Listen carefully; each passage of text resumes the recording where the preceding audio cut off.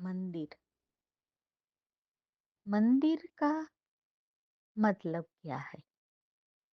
जैसे जनरली हम लोग समझते हैं कि हमारे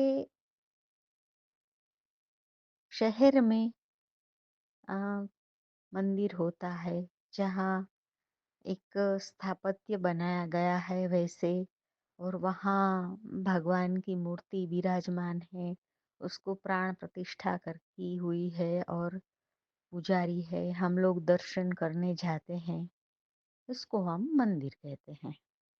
और घर पे भी एक जगह पे हम स्पेशली जगह बनाते हैं। वहाँ एक अम, सजावट करके भगवान का स्वरूप विराजमान करते हैं और पूजा करते हैं। उसको हम मंदिर कहते हैं। तो हम ये समझे कि हम ये शब्द मंदिर क्यों कहते हैं। अब इसमें समझे कि मन जो हमें बहुत चंचल है, जो हमें कंटिन्यूअसली बिजी रखता है। हमारा मन जो है वो क्या है? तो पहले समझे कि मन क्या है। मन हमारी जो इंद्रियां हैं, जैसे स्पर्श है, रस है, गंध है, शब्द है और स्वाद है, अ, हमारी कामनाएं हैं। ये सब जो इंद्रियों का भाव है, उन सब से हम ये जीवन जब जन्म लेते हैं उसके बाद हम जीवन को समझते हैं।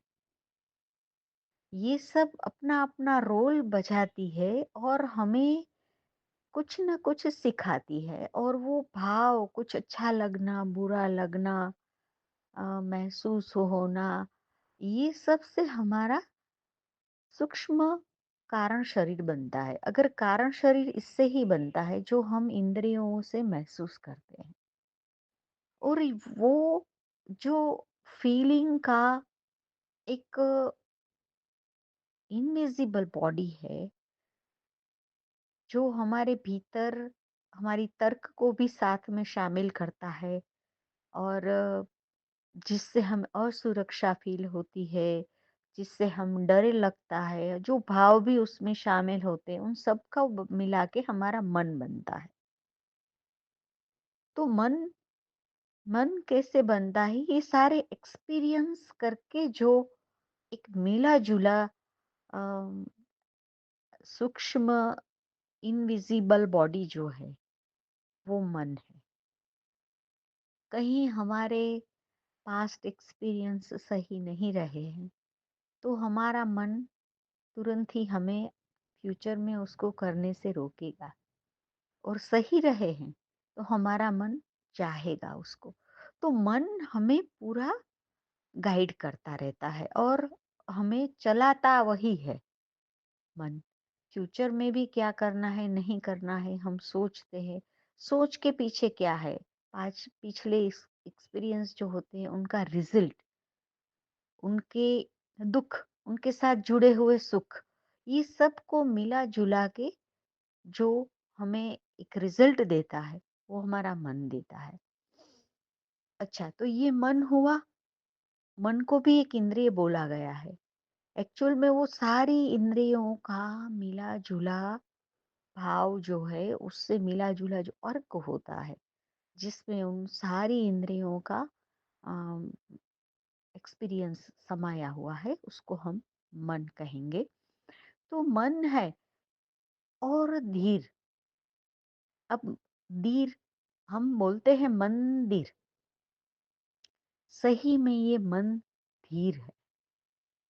मंदिर वो अपभ्रंश होके मंदिर बन गया होगा, ऐसा मैं समझ रही हूँ। मैं अपनी समझ से बता रही हूँ। तो मंदिर में क्या होता है? वहां जो साधक जाता है, जो भगवान की पूजा करने जाता है, उसको वहां अपना मन रख देना है। और धीरज से बैठ जाना है। अगर कोई व्यक्ति अपने मन को कहीं पे रख सकता है,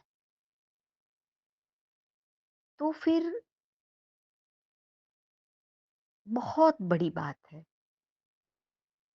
थोड़ी देर के लिए अगर हम एक जगह फिक्स कर ले, वहां पे आंख बंद करके बैठते हैं, वहां हम सिर्फ उनके नाम में जो हमारे आराध्य है उनको ही याद करें, और कोई भाव नहीं लाए, और कोई जो संवेदनाएं हमने महसूस की है, एक्सपीरियंस किए हैं, दुख के सुख के पिछले जो मन में पड़े हुए हैं, उनको नहीं बीच में लाना है, उसको एक साइड रख देना है और धीरज से बैठ जाना है।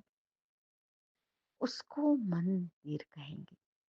तो मुझे ऐसा लगता है कि जो हमारे भाषाकार ने शब्द बनाए हैं, कितने सोच के, कितने अच्छे, मतलब वो कितने ज्ञानी होंगे।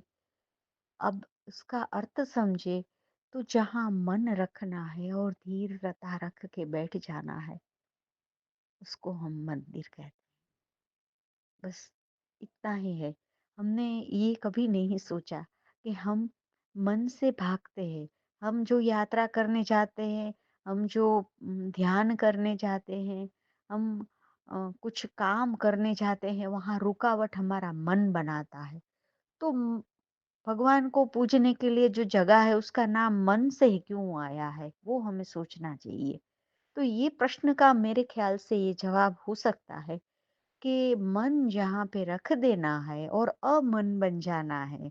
अमन बन जाना मतलब कि भगवान में कहीं मस्त बन जाना, समाधि में लग जाना, जहाँ शून्य लेवल पे हम आ सकते हैं और अपने आत्म स्वरूप को समझ सकते हैं।